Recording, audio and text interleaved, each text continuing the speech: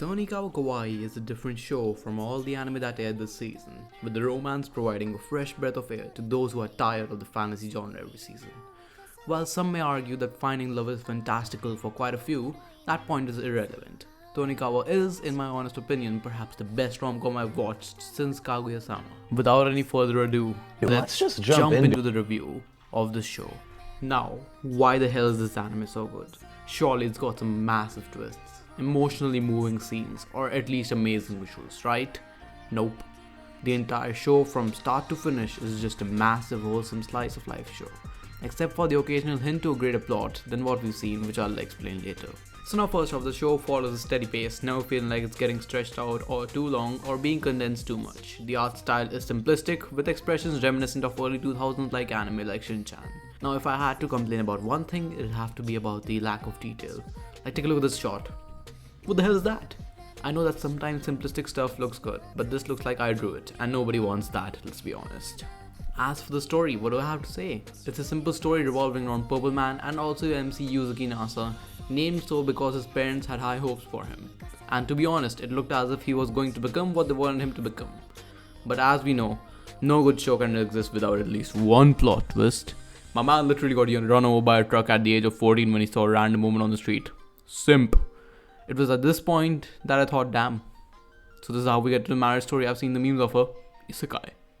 But lo and behold, random woman on the street and the deuteragonist Tsukasa came to save the day, taking the brunt of the blow and saving Nasa from being isekai'd and potentially making a trashier show than Sword Art Online. Tsukasa then vanishes from Nasa's life for the next 4 years then, after telling him to marry her, to which he promptly agrees.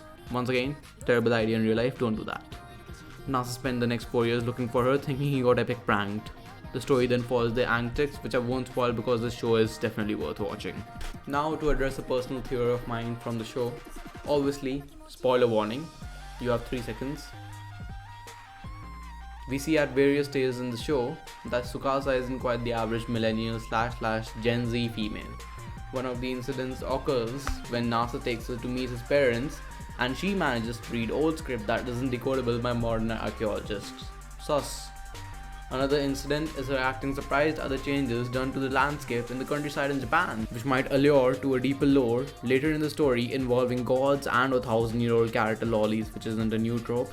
I'll have to read ahead in the manga to make sure. Overall, the show gets 8 out of 10 on the Fog meter for me, and I'm honestly very hyped for season 2. I hope you all enjoyed this video, and subscribe if you like the video so that I can get viewer interaction. Comment down below so that I can once again get viewer interaction. And yeah, that's about it. Thank you everyone for watching.